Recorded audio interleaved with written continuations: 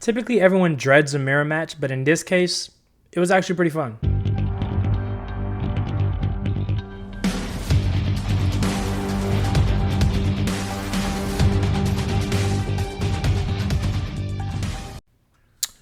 Welcome back, crew, or if you're new to the channel, Just Like Gaming here, and today we're going to be going over my mirror match of Law versus Law earlier this week. On Twitch stream, we decided to build a couple of decks around, but the one that we ended up finalizing was a Law build, so I went ahead and took that to my locals and played it out. Did fairly well. I lost 2 matches. One was a category, which was, actually no, I take that back. I only lost 1 match, and that was 2 category, and that was just because he just drew really well and he knew how to play against my deck. But today this is going to be essentially the final round where one of the undefeateds got paired down with me and we played this match out. It was a really good match.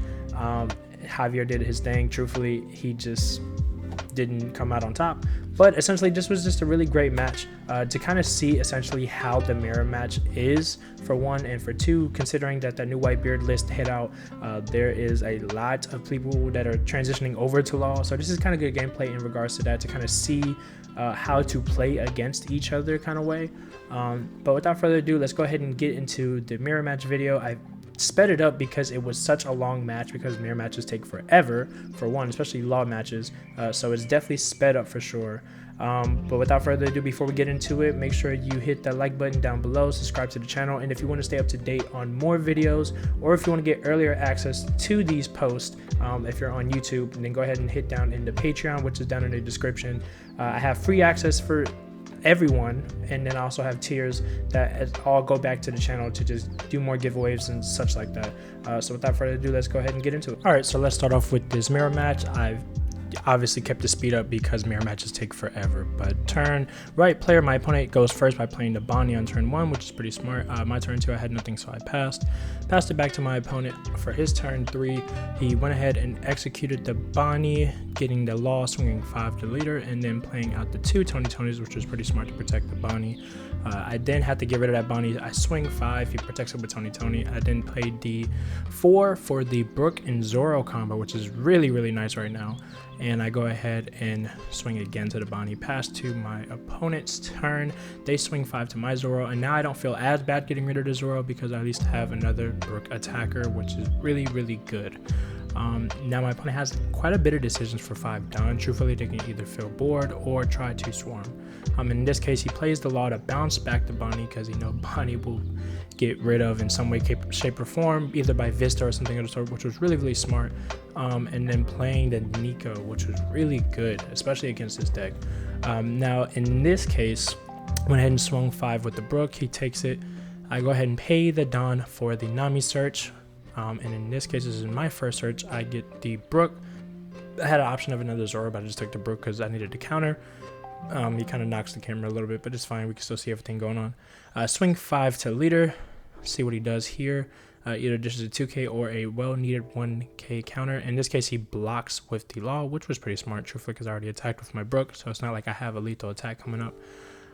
Then I pay for the Zoro and swing with 7 to the Law, and he went ahead and discarded the Law and the Bonnie, which he bounced back last turn. Pass it back to my opponent. He obviously swings the 5 to Zoro, popping the Nami, which makes sense. In this case, I actually do believe I wish to save the Zoro. I can't remember. No, in this case, I let it die. And then he still has quite a bit to fill board. He swings 5 to my Brook. He's really trying to clear my board. I discount the Curly Deden to save him. And now he has options. He went ahead and jet pistol it, so I discarded the card for basically no reason at all. Plays the Nami so he can search his own Brook. And then from here, pays the 1 for a Bonnie, which I think he realized was kind of not a good decision to make, considering Vista is still a very much good card in this. Played Otama onto the Nico Robin and swing with leader to the Nico.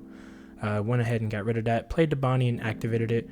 I get my own Law off of that.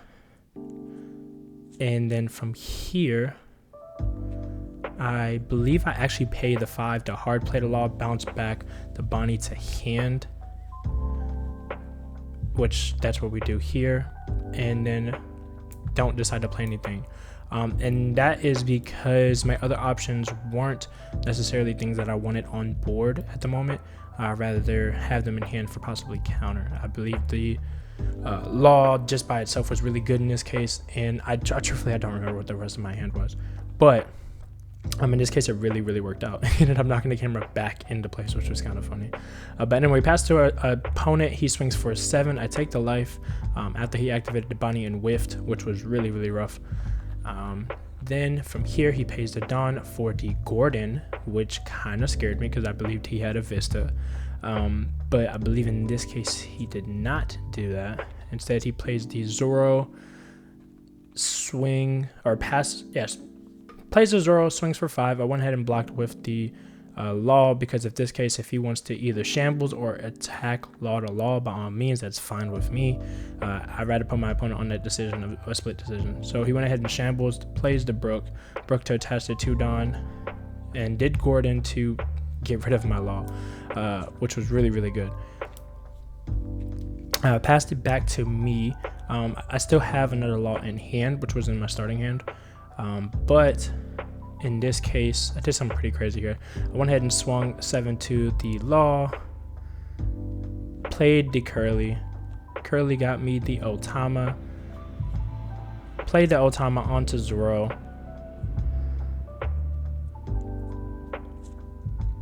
and then I want to say I swung with the Otama. Sorry, this is like I'm trying to remember myself what I did here. I did the double Bonnie hard play, and then I still had accidentally put my Dawn on top of the active Dawn.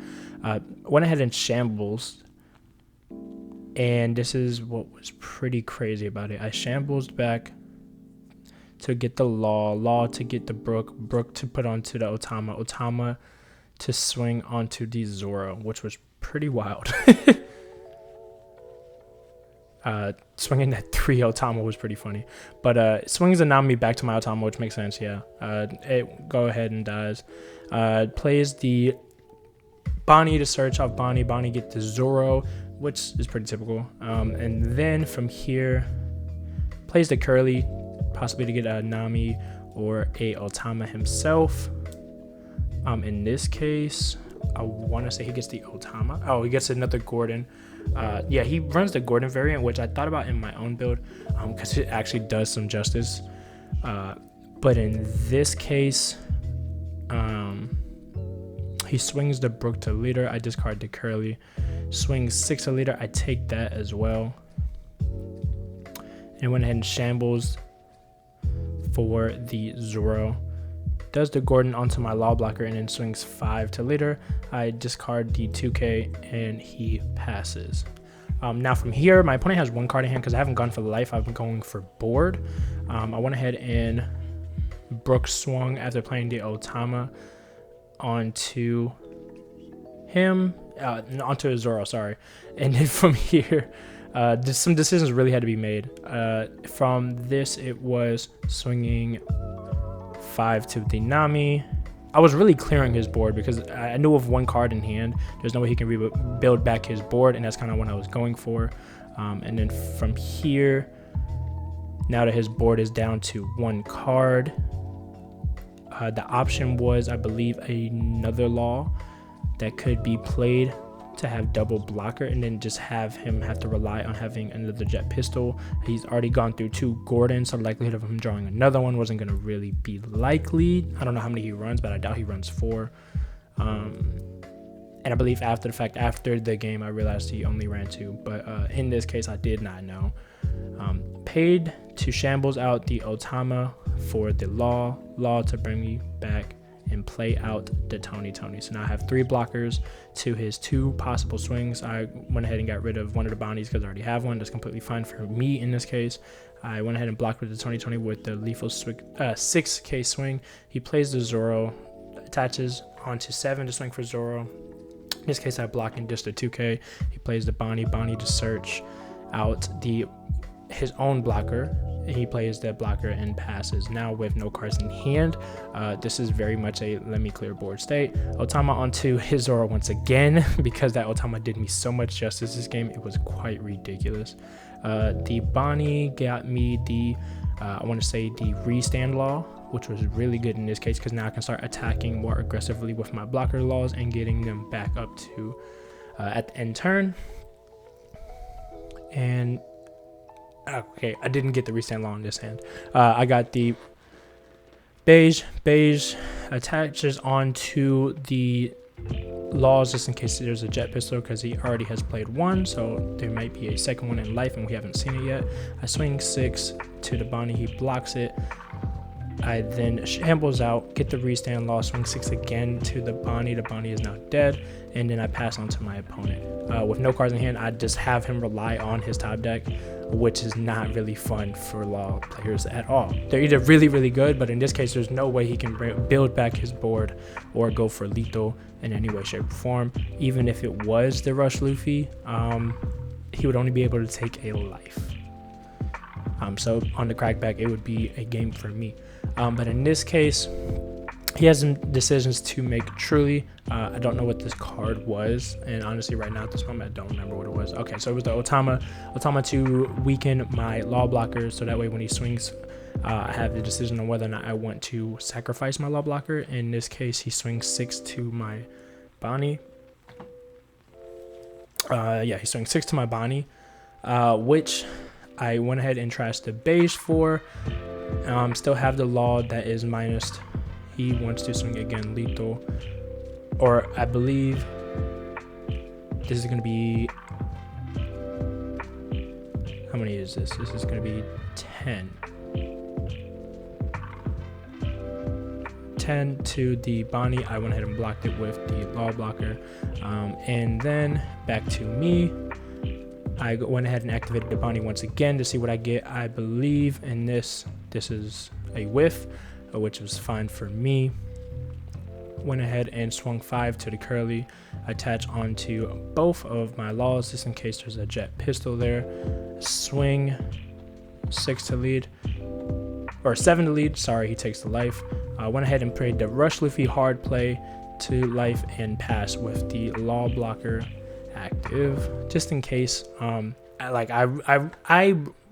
gameplay is I'd rather have my opponent have to have that card. If they don't have that card, then I'm not going to play the guessing game of, and in this case he had the card. He had the jet pistol in hand to kill that, which was really good.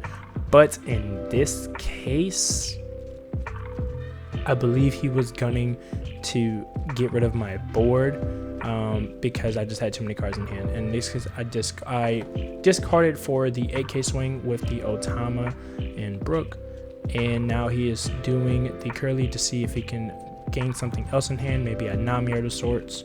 And in this case, he gets the refresh Nami that gives a Don, swings 1/1 onto my Bonnie, pass back to me.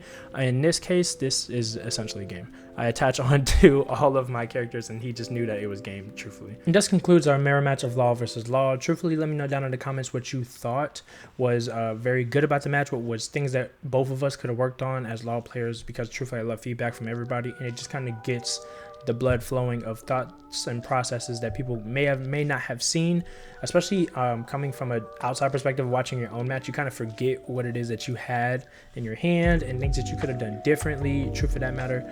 Truthfully, like for example, I feel like if Javier were to have gone for life in that last turn instead of trying to go for my Luffy, he probably could have won that, truthfully, because I didn't have much card in hand, and that last life most likely would not have been a event.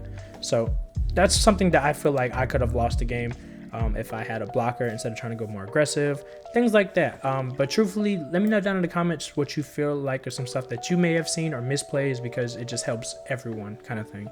And then also, if you want to have kind of like your hand in more matches that are being seen and stuff like that, then let me know down in the comment section as well what matches you would like to see, what decks you would like to see built. On Tuesdays, I typically have my stream early in the afternoon, kind of just to get people all together to kind of see what decks we should be building and test that out at my locals, and then I bring it later in the week on feedback on things that could have been better and or worse in deck profiles.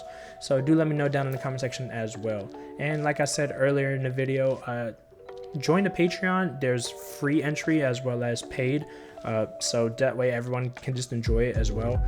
There's stuff in there as far as it's going to be deck profiles in the future. There's the last video, early access for people who are paid subscribers, so go ahead and check that out as well. But without further ado, know that the One Piece is real, know that you got love over here. Peace.